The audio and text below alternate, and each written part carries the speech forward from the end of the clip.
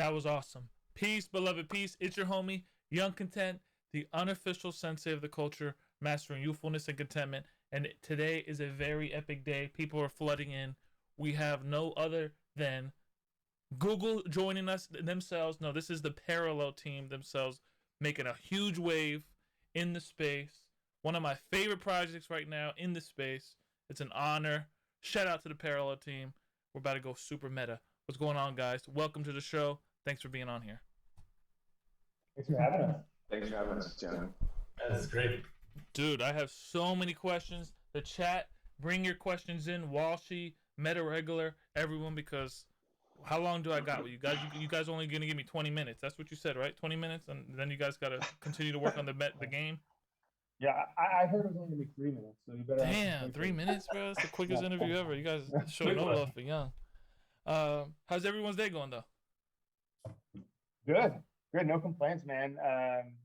Yeah, like getting to work on a game like this has been a dream for me for a long time. So the fact that that's kind of what I'm doing for a lot of the time is pretty incredible.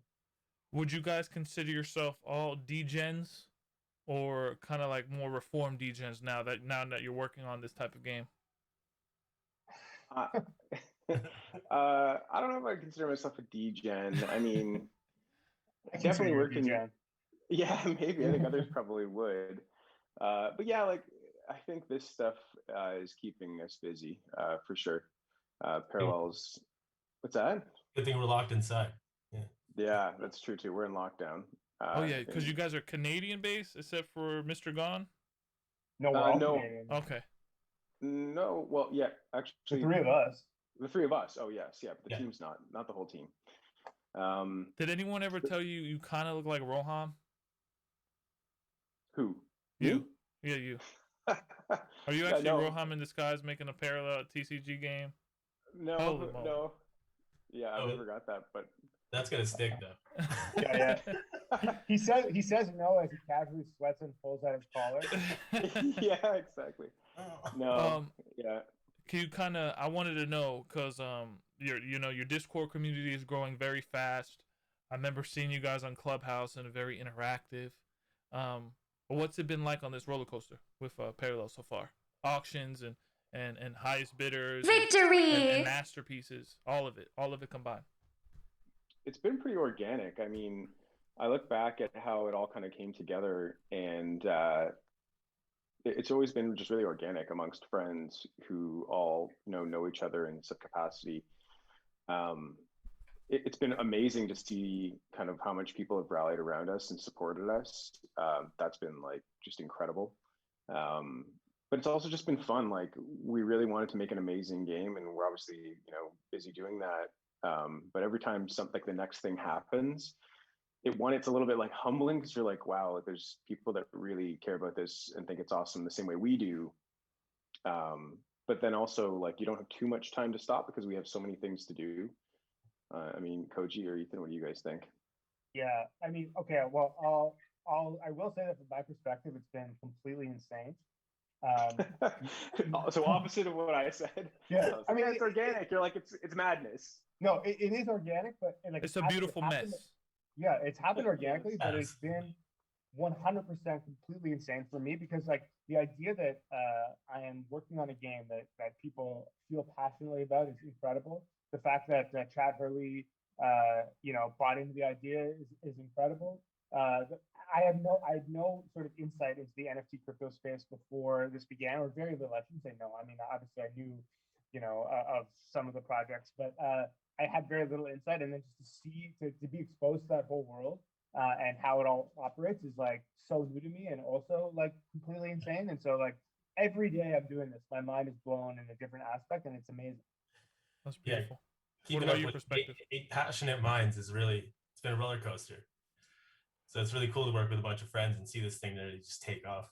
It's fun. Awesome. Victory! Tell me each one of your roles, starting with you, Mr. Gone, and then we'll just go from there. Okay, so my role is to come up with the fun game part of the game. So I'm designing all the cards, the in-game text, and the rules of the game, and all that goes along with actually playing the game. that's essentially my job. Am I next or is Ethan next? You guys rock, paper, scissors. I don't know. What do you think? Go. No, you saw it first, but all right. Yeah. There's a delay. Yeah, so I guess I'm on the design side of things. So I kind of interface between the artists and kind of the front face of the web there. So Because I think I heard a past interview where there's a template that you guys aesthetic, a look that you have to like a board or whatever that would be, like a deck, and then you have artists that follow that deck. Is that what you're in charge of, art director? No, not art director at all. Just design in terms of web development, things like that. Kind Sweet. of graphic UI. Sweet. I remember when I first got into Parallel, and I was like, "Why is the website not working?" And then I was like, "Oh wow, you guys have a really, you guys really did good from keeping bots out." That's what I would say. You guys really did good at that. And was that kind of your idea? We have a crazy tech side of us too. We've got quite a bit of background in this space, so we have a good tech side on us too. Sweet. And Mr. Parallel, what's your role? Yeah, I mean, sometimes I don't know. I can say business development and full-time ship poster. Full-time ship poster. I'd say I think a lot of it is like vision work, like where we're going, why we're going that way, and just kind of pushing the envelope of conceptually what some of the tech can do and why. So like a lot of times I'm kind of trying to push ideas into the group and say like, hey, maybe this is the way we should look at, different components of what we're doing, be it, a technical mechanism or just, a process for how we create art and how we interact with things. So yeah, I mean, like vision work really, and like strategy. Nice. I mean, you also brought the team together. Like, I've been complaining about making games for years, and you were like, okay, well, let's do it. And here's the people that are gonna, kind of to chime off of that. So did Parallel literally start off like a small seed? It started off in a basement somewhere, like Steve Jobs or something. What was the premise of how this thing started as a seed? I've been talking to Ethan about it for years. This is like something, right? I've been nagging. Probably all my friends have heard me. Late calls. Yeah, late calls being like, well, what if we did something like this? And like, it's always been something that's on my mind that I wanted to see. I didn't really know if it was going to be us who made it. But I wanted to see like, a game that was evolving like the collectible card game space off of like what we understood of, Magic and Hearthstone. And I wanted to go further there. I wanted to see technology. I wanted this story to be very sci-fi oriented because I wanted the technology and the story to somehow feel like they were a part of each other. And I really wanted to see what could be possible with flexing some of this like decentralized infrastructure, smart contracts, to kind of communicate a new kind of idea around games. And I think we've been talking about it just independently. I've been kind of like in my friends' ears about like, hey, like maybe it could be something like this, or some of us would talk about the design, some of us would talk about the story. And I kind of saw all my friends doing these things independently. Like I knew Koji, Mr. Gon was constantly playing these games and always talking about games and mechanics. And I knew Ethan was always thinking of, interesting brand marks and design thinking and aesthetics. And I knew, Stig and Kraz were always writing these stories or, thinking about movies and films. And so just kind of like, I knew Oscar, had this like gift from an art perspective.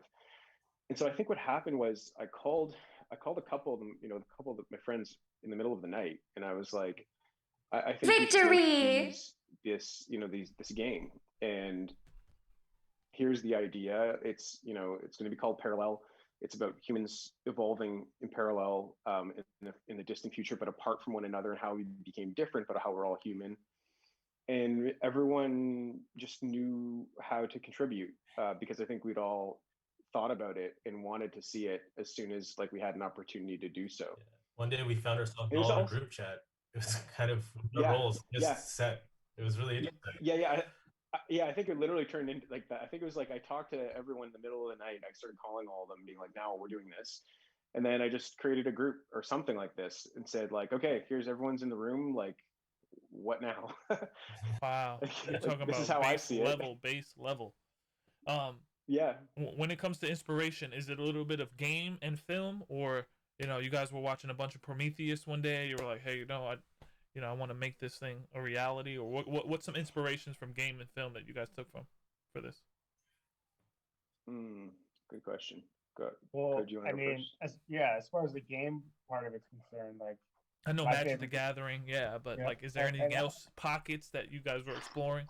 yeah, for sure. I mean, like, okay, so obviously Magic and Hearthstone are the two big ones in the card game, but like growing up as a kid, I played a bunch of different card games. Like the Netrunner card game was an interesting one to me, and that game has a face down mechanic in it, which is something that I always thought was underutilized, and so that's kind of something that we brought into our game as well. And then I'm also like I spent a lot of time in my slightly younger days playing a lot of poker, and I like the mind game aspect to the game. And so I wanted to incorporate a bit of that as well. And then from an entertainment perspective, I mean, I've watched every fantasy and sci-fi movie under the sun. Like I'm obsessed with good and bad movies. I used to have a podcast where we exclusively people would write in and have us watch terrible movies, and we'd watch every single one of them. And so like we draw from the obvious, aliens and but even the things like the other day I was quoting the three seashells from Demolition Man. It's like That's righteous. whatever just pops in the dome. It's just it's a mishmash of pop culture nonsense. And I know that Parallel over there, I'm going to call him Parallel just for the time being, although I never call him that. But he's a big fan of not watching movies, but watching movie clips. Clips. Oh my god, you're Clips. perfect I for like the NFT world then, clips and stuff. I like my clips. Yeah. Wow, there's something about the clips, man. I think why do you like clips? That's odd. I think it's like a natural. Like, I think it's You just straight to the bone, straight to the bone. Yeah, it's like It's these moments that are like enjoyable, independent of the greater story. And I don't. It allows me to like navigate as quickly as possible. I think it's about navigation in some ways. It allows you to navigate through the story as you see fit in a really efficient way. Yeah. But I also just find it like I don't know, entertaining, and maybe it's more digestible. Like but it's pretty bad problem. No, honestly, Tarantino says he starts his films in the middle, so it might be where you get a lot of your lore and your storytelling ability or something, or your vision, because you start in the middle. There's no beginning. You don't know the end. You don't know the beginning. You just know where you're at in the middle. I'll also say from the social perspective, whenever people talk about films, there's moments in films that everyone talks about. It's like, oh, you remember the scene in Star Wars where Guido shoots first, or whatever. But like, it's those things that no one's referencing the scene where Luke is just riding a speeder. Like no one cares, right? And so like you can watch those scenes and know everything that people are gonna reference without having to digest the whole thing. Here I am like a sucker watching the whole movie. Well, you've got the efficiency thing down. It's efficiency, exactly. It's efficiency, yeah. Ethan, what you think about that? I don't know, man. I mean, I'm kind of on the same boat. I mean, the only thing as far as Avengers goes, I wanted to watch just Korg, just the clips of Korg over and over again, because it's the best. Korg. It's the best part. Korg. So I'm on board with that. It was crazy. Speaking of in the middle, I think someone leaked that the Prime token was getting ready to be primed or something. Can you guys kind of touch base on why create a token like Prime, and we'll probably get into the other metaverse stuff that you guys got planned. Yeah, sure. Yeah, I don't think it's a leak. I think it's more just like sharing our progress with everyone who's supported us. People just like saying leaks, just a bunch of losers say leaks. Look, Parallel's just not going to say leak because he doesn't want to be blamed for the leak. Accurate. Yeah, I can second that. I get that. I hear that. Yeah, I think like we've been kind of obviously we're everyone's looking at our probably roadmap saying, oh, like wow, they're ahead of schedule. I mean, we want to do things that Okay, so I think from Prime's perspective, there's a number of different contracts we want to build that will utilize that. We want to see it in the hands early in the community, and we want to obviously have a large portion that's available for earning from the game. And we want it to be a resource that can be used within our ecosystem. And I think likely, so like the fact that it's on mainnet is cool. I think that's cool because it means something to people. It's like, I think that's what really counts here is like when you see something like that, you're like, oh, wait a minute, it's not like, you know, it's not on Coven, it's on like mainnet, and it's gonna be really exciting, and I'm gonna be able to use and feel what it's like to do something with it soon. And I'm excited about that. You know what excites me the most? What's that? It's that imagine George Lucas giving you a crypto token in the beginning phases of Star Wars. Like you had a stake in the whole process. Continue, sorry. Yeah, and I think we're looking at ways to do that, not just with the currency or like a token. Like that's why the masterpieces kind of exist as well. And like we don't look at it just as like an alpha deck. Like we have plans for a beta and a gamma already. Like we know what the story is. We know, you know, at a high level, and I can't say anything about what that's like, but we have. You guys are masters at keeping information close to the chest. It's well, like I'm talking to the FBI. I'm looking at Ethan and Koji. They're both touching their faces, being like, "You say a word, I'll beat your dad." I thought you're checking the Slack group or something, waiting for like notes to pop up. Right. Definitely very regal with the info. Yeah, I think. But yeah, like we know, and that's like that is the intention, right? The intention is not to be short-sighted. We want to get the different pieces we want in place for a long-term story, game, and kind of ecosystem that we want to work on. I think that's so. Yeah, Prime is I think it's 11,111,111 and 11.11 Prime have been generated, and that there's only one test transaction that was sent on mainnet, and one, you know, our CTO sent it to me. And yeah, that's exciting for sure. But that's like just the beginning, right? I think I can understand why it's exciting to everybody, and I'm excited about it too. That's why I'm like, hey, this is cool. But at the same time, it's like it's until it's fully functional in the capacity that I think is necessary for it to be for it to have utility within the ecosystem. Until then, it won't come out to see the light of day in everyone's hands. That's awesome. Ethan, when it comes down to like UI and creating smart contracts for Prime token, is that something you handle, or it's like, because I know Whale Shark in the community has his own social token. This is something bigger. You know, you guys are working inside the meta smart contract on a whole nother level. That's actually, so I got to give Sasha a little bit, or Parallel, sorry, a little more credit on that one, because usually we're a team in that sense, and kind of we build these things out together. I do handle a little bit more of the front facing, like the front end stuff.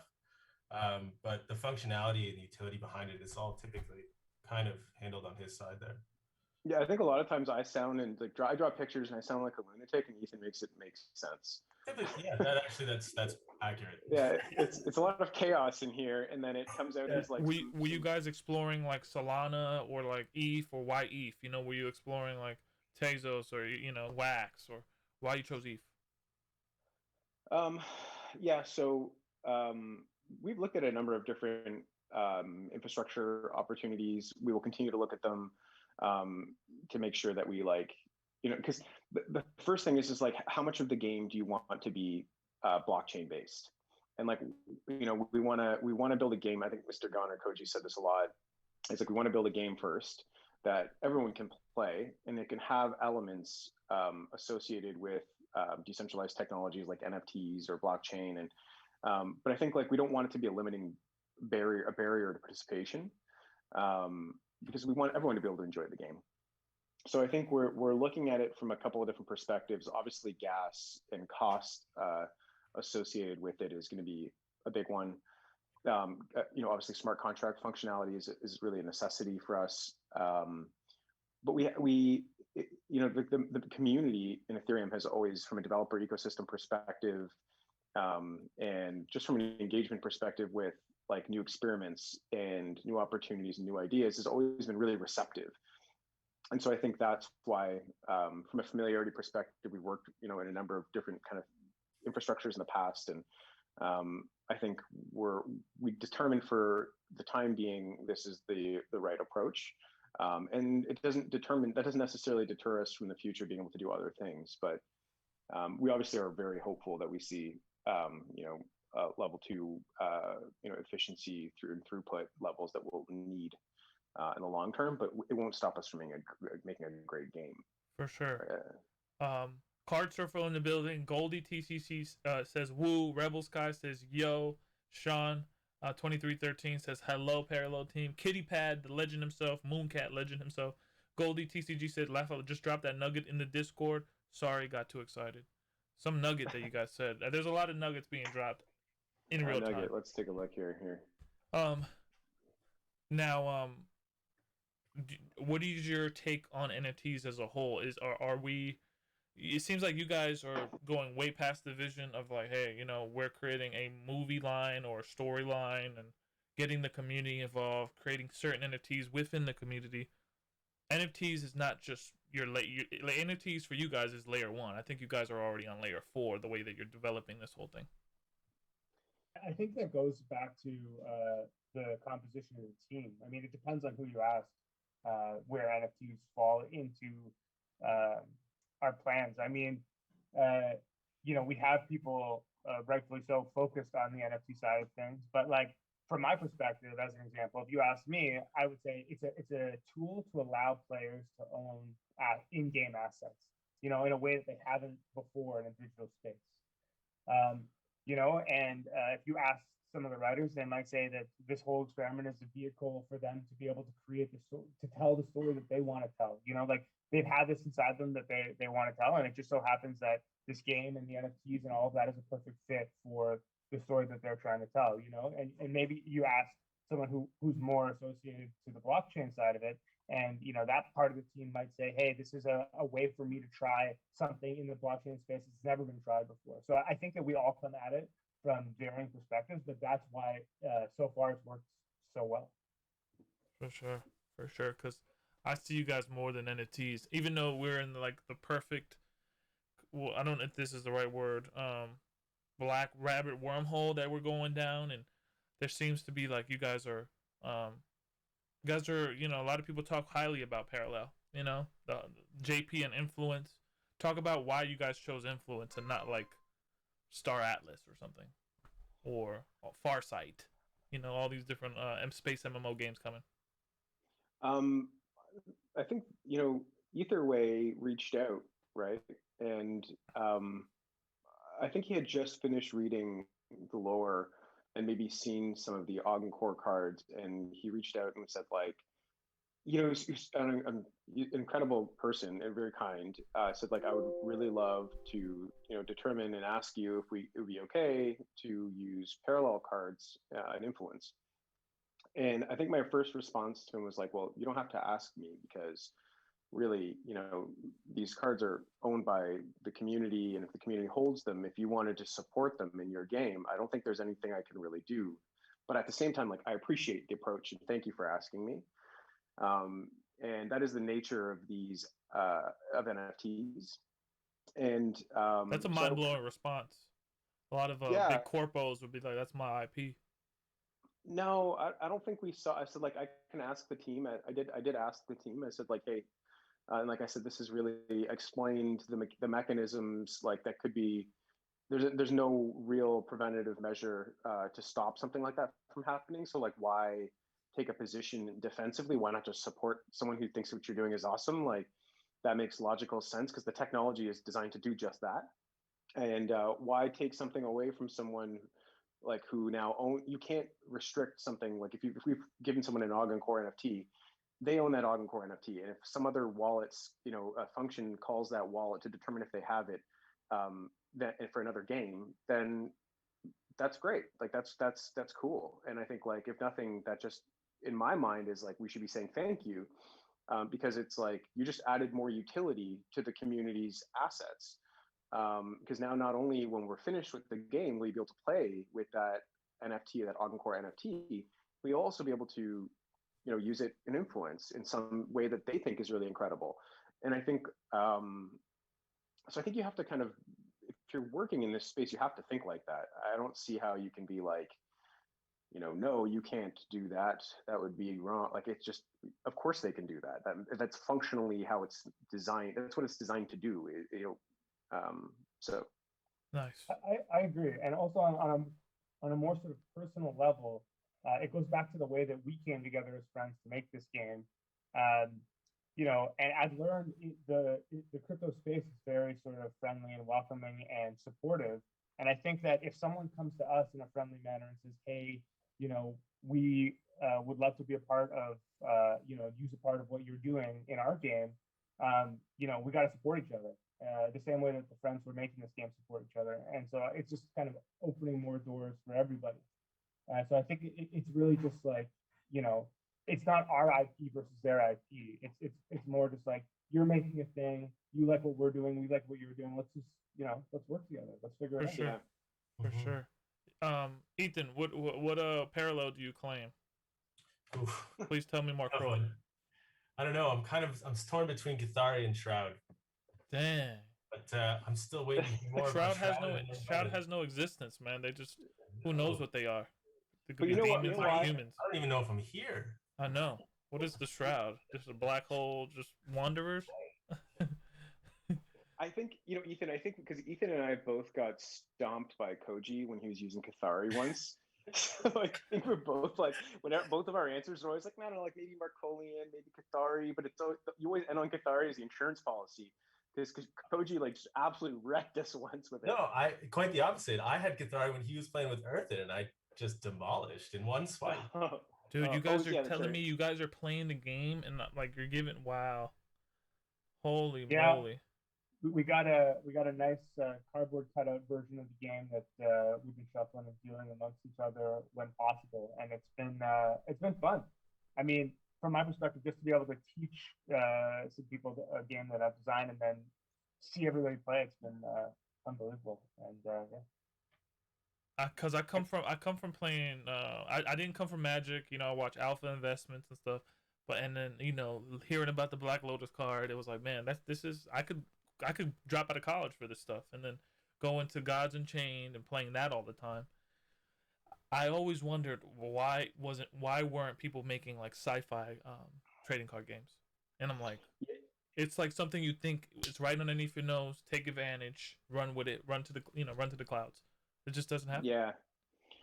Yeah, it's funny when you actually, and this isn't a shot at like any of the like fantasy based ones, but like when you do, we recently put them all together side by side, and we were like, wow, like they're so similar, and they're all like in many ways the fantasy versions of these kind of games all feel just very, very similar. And I think what we wanted to achieve aesthetically, and I credit Oscar, Cafaro, and Nacho, is like pulling us away from that, and also the writers, right? Like, every so often they reinforce that it's like sci-fi science-based rather than fantasy-based. They also clarify that, I can't remember the quote, maybe one of you guys can help me with this. I've heard it enough times from them that it's like technology far enough in the future would look magical. And so they root things really quite intelligently in science, so that they found a floor that's material to prevent them from going into kind of creating elves and wizards. No, but they always right. Don't bring up elves. Yeah. I'm an elf. So nice. But yeah, I can't see my ears. It was an opportunity, and it was really obvious, and we wanted really badly to make something that was sci-fi based and kind of gave us a different aesthetic and different story. Sweet. I feel like sorry to interrupt, but I think the sci-fi space it's hard to build something with any sort of seriousness or gravitas. Like Tolkien gave fantasy a level of gravitas that had yet before been established, and I don't think there is a text like that in sci-fi. And I'm not suggesting that we're the Tolkien of sci-fi, but what I I'm would saying say is that so. like I would say so. yeah. No, What I'm no, saying I'm I not is, mean, suggesting that we're the there's so Tolkien of many people sci-fi, but before we're the too, Tolkien of but sci-fi. like as far as the NFT space, yeah. but you know, like you might say Philip K. Dick, or you might say Star Wars, but like even Star Wars is a bit campy. There's nothing that like has really planted its flag as being like this is the serious sci-fi text. So like I think people have been afraid to touch it, you know, and I think that what we're trying to do is bring some gravitas to sci-fi space. Again, we're not the Tolkien's of sci-fi. Don't get me wrong, but like it would be nice if we were. Man, We can always try. I would say from a outsider's perspective and seeing like I got the Argon core like globe, like this is like your minds are pretty genius. It's a genius thing. Meta Regular said during your playtesting, is the game addictive? I recall playing Magic for the first time, not ever wanting to stop. Yeah, as soon as I would say the first time I played, I was like, a game. Like Koji beat me, and I was like, a game. Like reshuffle, a game. It was brought up. He was reminded that he lost maybe a dozen Yeah, you times had to over pull the me. night. You had to pull me off the table so he could give it a go, and I was like, In this card game, is there a certain level of like RNG that helps the new user, kind of like Gods Unchained? Is it?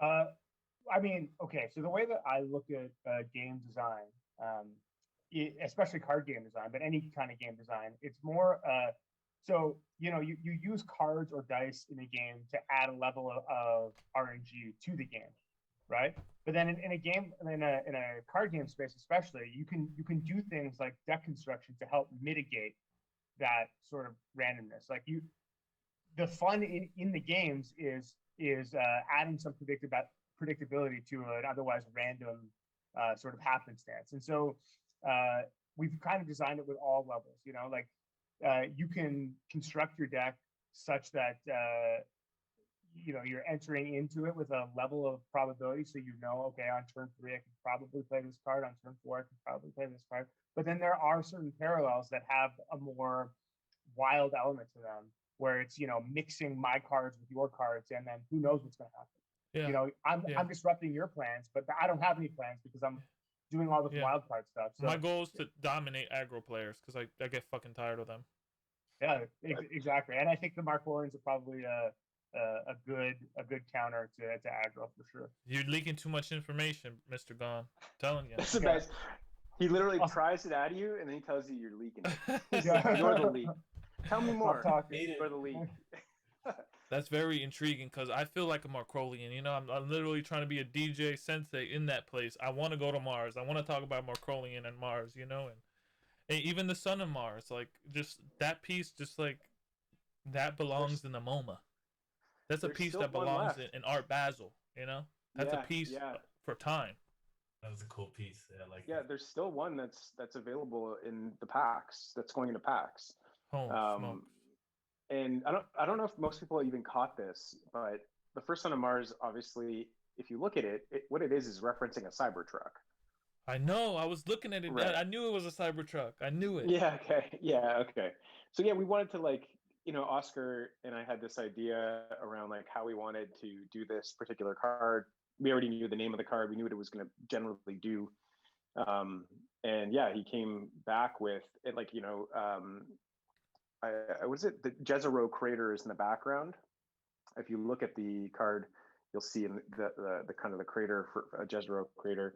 And we wanted to kind of tell us a bit of a story with it and make a little bit of like a nod, because it's like, just because we're building like a sci-fi game that takes place in some distant future, it doesn't mean that there aren't people in today's world that are helping make those, you know, take the first steps of what that might look like in the future.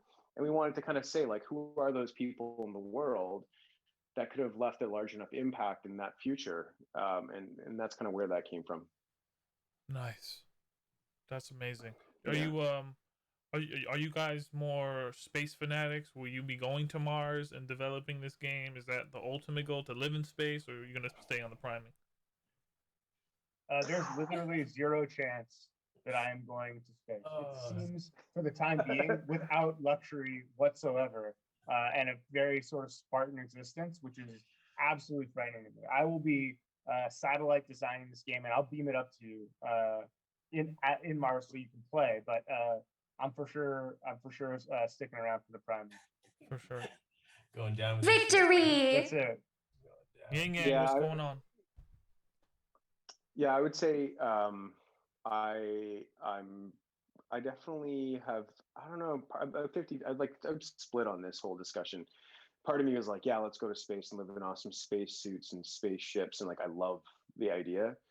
But I also think that like I'm definitely more Earth than that. Yeah, you're definitely Earthen. Yeah. You're building an off the grid property in the middle of the fucking forest. There's zero chance you're going to space, bro. Why are you announcing my fallback position on the internet? Sorry. Really put in solar panels. Yeah, I literally have solar panels right here. Yeah. Yeah. That's But awesome. yeah. What about you, Ethan? Ooh, I don't know, You man. probably It's do it for your that- kids or your grandkids or something like that. Probably make a way for them. It's that journey in between. I'd like to be there when it's all set up and done, but the priming sounds so good being here. I don't know. I'm torn.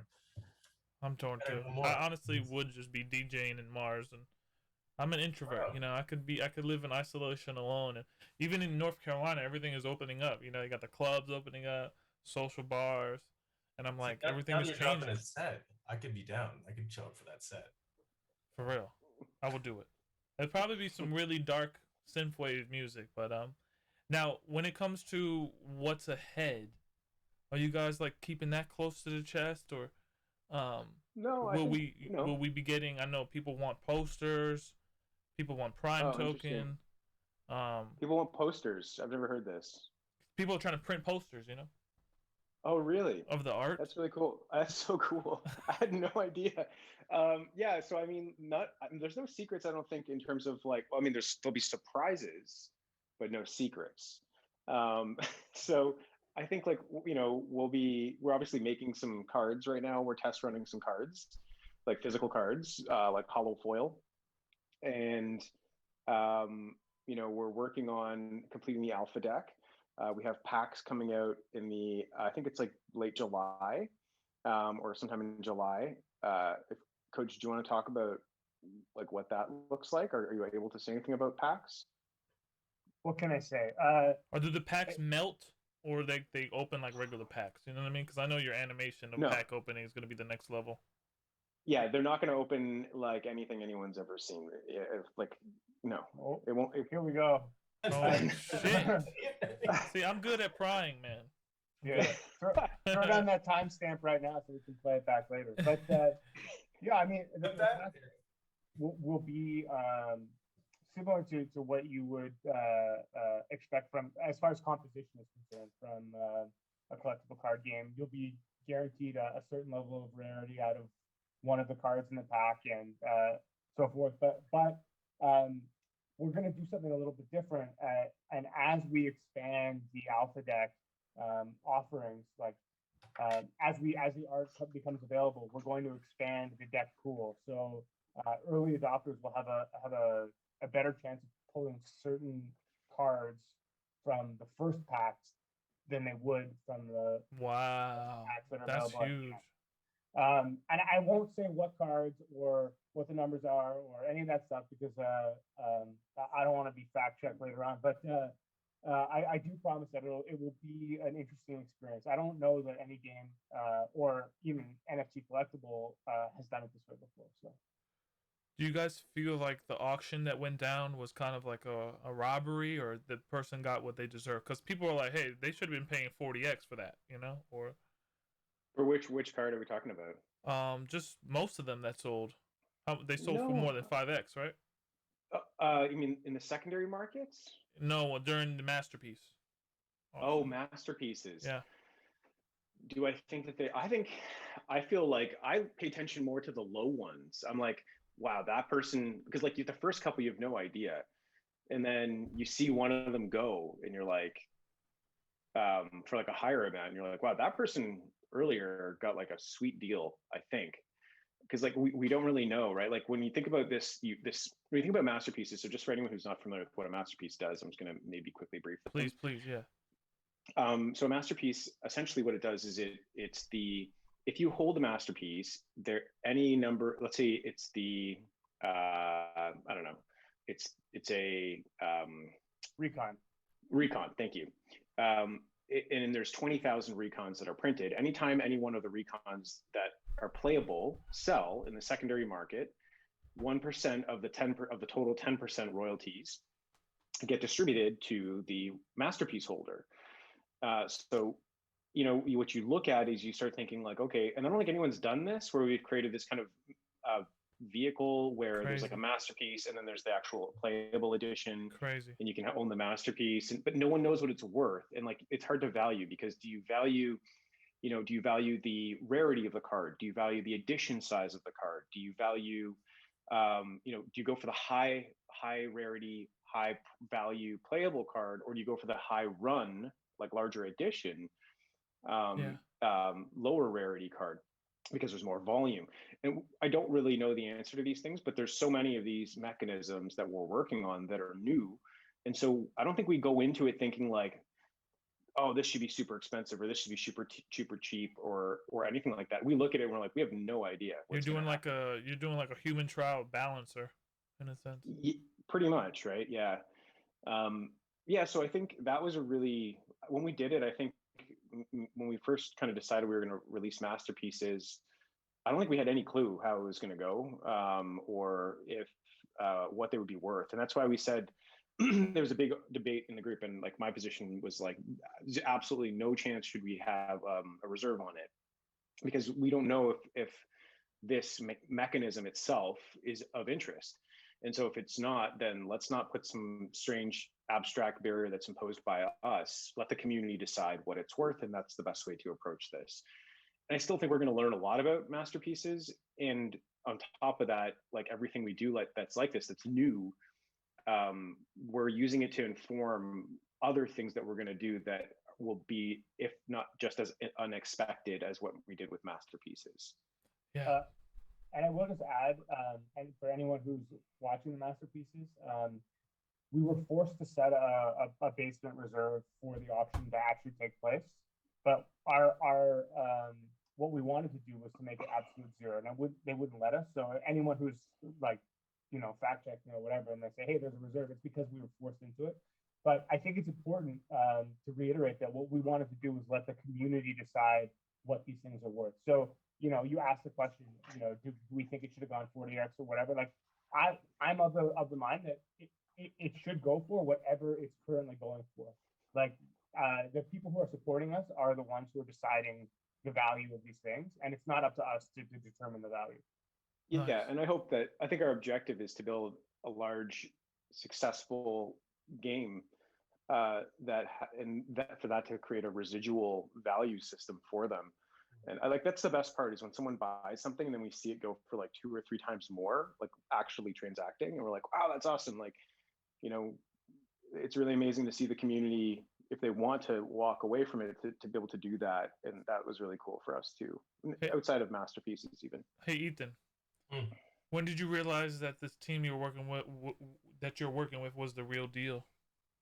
Oh, that was actually set in stone pretty quick. Getting in a room with some of these guys, it was just honestly right away.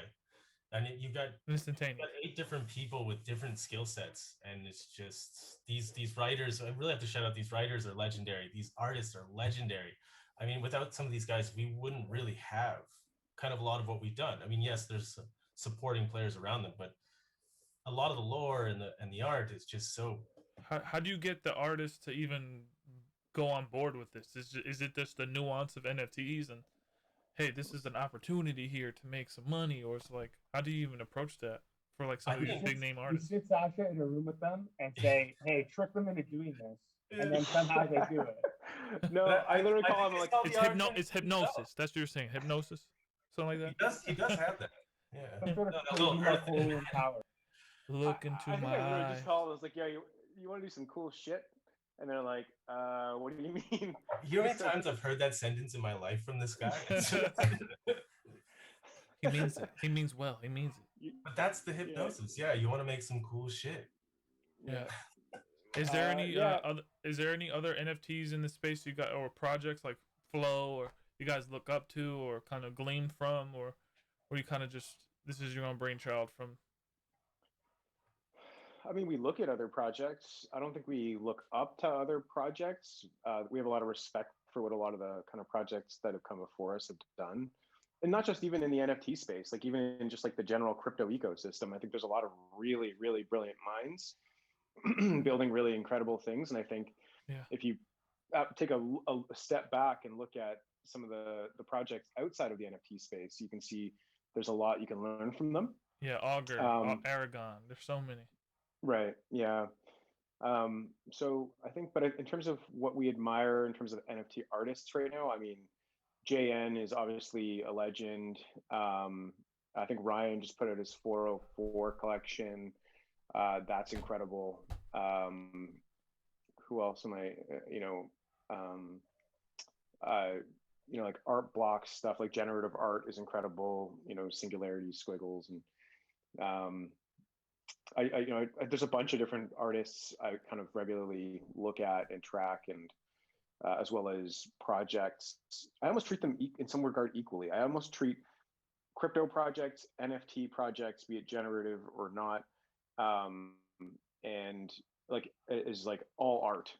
It just seems like it's a new medium, and however you choose to either create and express yourself with that, be it a financial vehicle or an NFT that's just strictly fine art or some other blend of things, I think that is all super interesting to me. Nice. Mr. Gon, when you started seeing the ETH roll in on the first sale, was that kind of like humbling to be like, wow, there's people that really love what we do, like I always wanted to feel what that initial feeling feels like to have like a mass smart contract upload of. Okay, so I'll try and break it down. The first thing I did was call up these guys and be like, hey, what do these crazy numbers mean? What's an ether? And then they explained it to me, and then they said, hey, it translates to dollars. And I was like, what? How many dollars? Like $5 or $10? And they're like, no, man. It says 5 ETH. Is it $5? Yeah. And then they kind of broke it down off of me, and I was like, holy shit, like people, this is like a thing, And then I remember so clearly when it dawned on me, I don't know, video looked them in the eye and said, guys, we're making a game.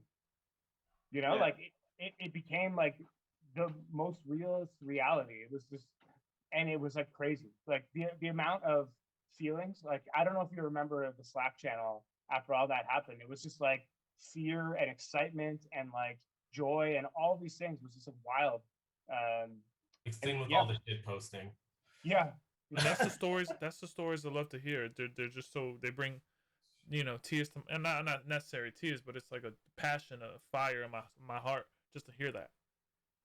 Yeah, it's super exciting, man. I mean, we still have a mountain to climb for sure, but just to see that people actually care about what we're doing and are supporting us in this way is like a driving force. Whenever I have any doubts, I'm just like, no, I flop on Discord and I just think to myself, like, these people are eagerly anticipating this thing, and that's all I care about is making a fun game for the people that want to play the game, and so it just keeps me going.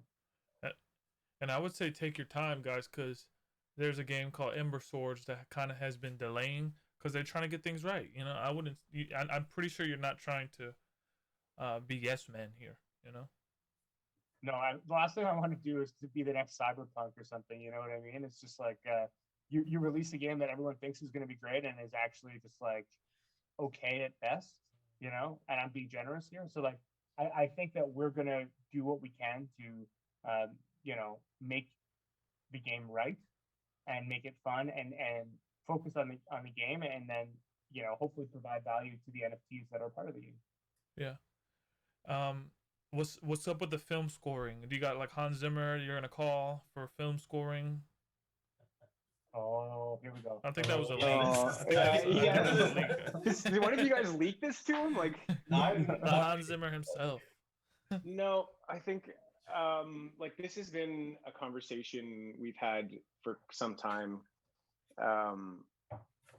around because I say that because music game music. I listen to it on YouTube 24/7. Even like Lord of the Oh. Rings lore music.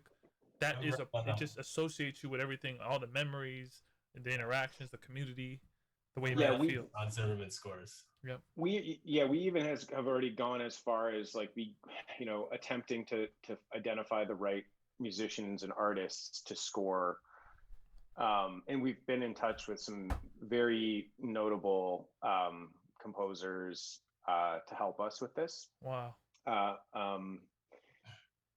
Yeah, I think it's Are you we going? want to focus. Are you going? Sorry? Sorry to interrupt. Are you going for more of the traditional sci-fi sound or more classical? I mean, you can't say that. Truthfully, I think it's just currently it's a point of debate, and which is why Yeah.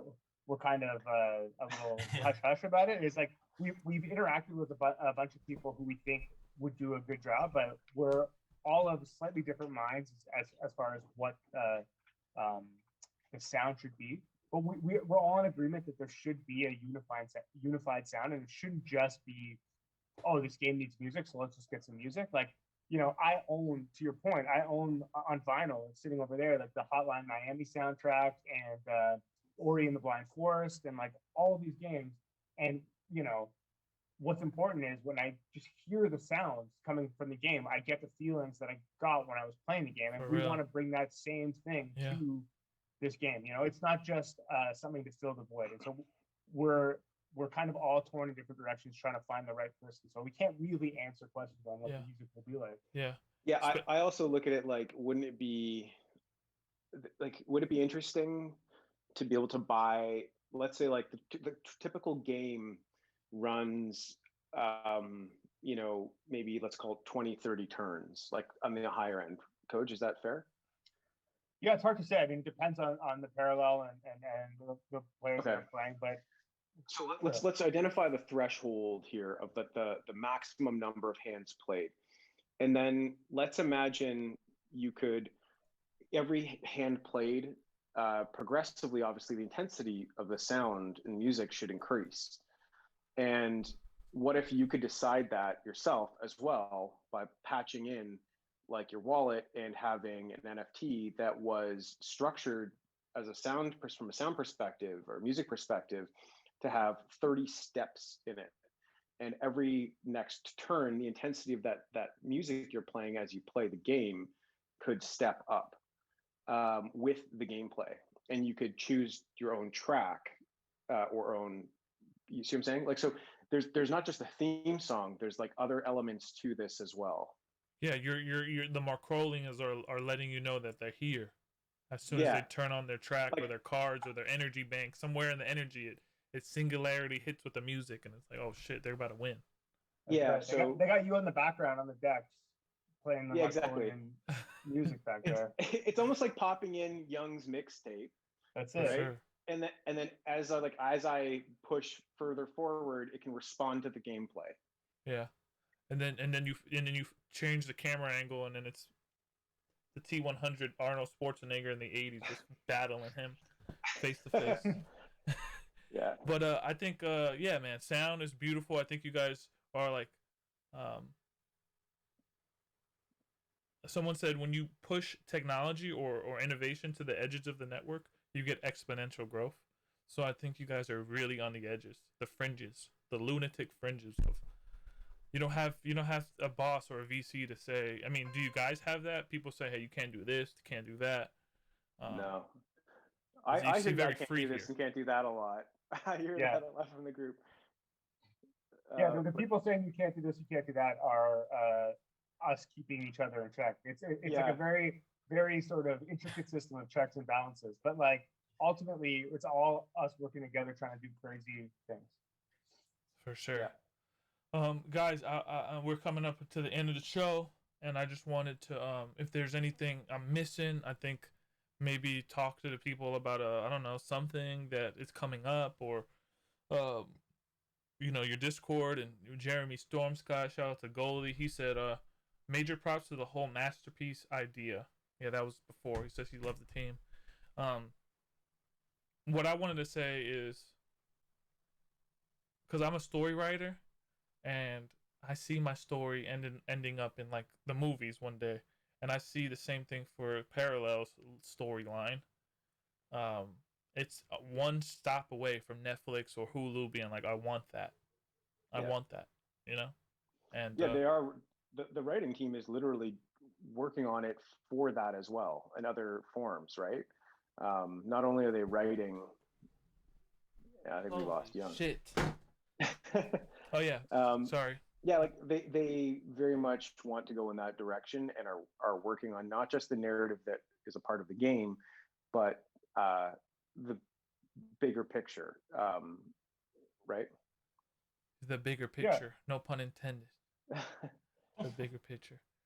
So what is so Mr. Gone, what does your days look like with this? I mean, you're just constantly staring at computer screens and doing R&D and So there's certainly that aspect of it, but one of the sort of fun bits of it is drawing inspiration for the card functions. It can come from anywhere, you know. I'm trying to remember the other day I was watching part of Mortal Kombat. I haven't finished it yet, the new Mortal Kombat, and an idea popped in my head based on something that happened. I was like, wouldn't it be cool if there was a card that did this? So like, it really can just come from anywhere, really. But yeah, there's a lot of staring at screens and just trying to figure stuff out. And you know, we're engaging with people as well to help us sort of make sure all the math works out, which is, you know, the maybe less sexy part of making a game, but it is immensely rewarding because part of that screen staring is being on Discord with you guys. And you know, you asked us if there's anything you want to plug. All I'll say is just anyone who's listening who's not part of our Discord, please join. And just, you know, keep an eye on it. You don't need to be somebody buying masterpieces or investing in NFTs or whatever. Just watch the game, engage with us, and hopefully, you know, I'll play against you one day. Absolutely. And crush you. Well, I mean, that goes without saying. Yeah. Ethan, do you have any sensei wisdom you want to give the people over here? Because that's what we like to do out here. We try to challenge growth, challenge thoughts. Do you have any final thoughts? No, I just can't wait for you guys to come and be a part of this whole thing. It's you know, and you can join us now, like Koji said on Discord. But it's gonna be really fun, and I've had a blast doing it so far. I love that. And then Mr. Parallel himself, I really appreciate you guys even coming here. I would say when it goes down to that movie making line, I'm trying to get into Star Wars with my mustache. If I could get into Parallels with this mustache, it would be epic. All right, I could just be a robot fixer. I don't got to do too much, you know.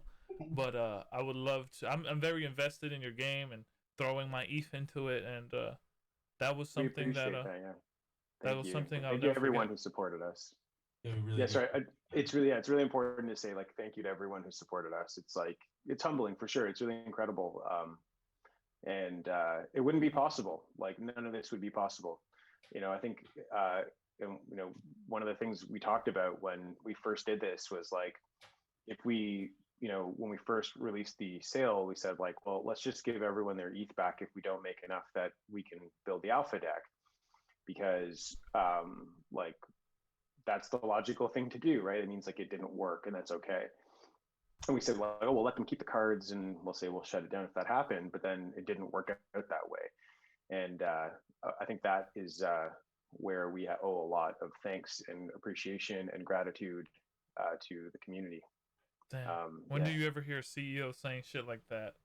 I'm not a CEO. Okay, yeah, you guys are all CEOs in my eyes, though, because anyone on that Discord engagement with people is taking the right initiative, right step. Yeah. When I say the word parallel, what does that mean to you? Before we roll out of here, hope, like difference, hope. I see those invisible tram lines. Yeah, like sameness, difference, hope is what I. Yeah, I mean, to echo that, it's like two things that are different moving in the same direction. Or two or more things, I guess, that are different moving in the same direction. That's probably a good metaphor for the 8 of us, all working in parallel trying to make a game, but all very, very, very different. I love that for us. guys, it was a pleasure. This is going to be on YouTube. I would say, from my perspective, go play Parallel, or just go be involved in that community. Read the lore. Figure out if you want to be more Crowley and Shroud. I only know Mark Crowleyans. The rest are cool. Look up the rest. And yeah, it's a very, very advantageous place to be. It's kind of like early days of Star Wars or something like that. That's how I feel. It's like the early days, very early, and I get to be blessed to be a part of it. So thanks for watching the show, guys. Say bye, y'all. Mute your mic. I'm gonna do the music section, and I'm gonna talk to you after this. Thanks, guys. You're the best. Parallel to the moon. Peace.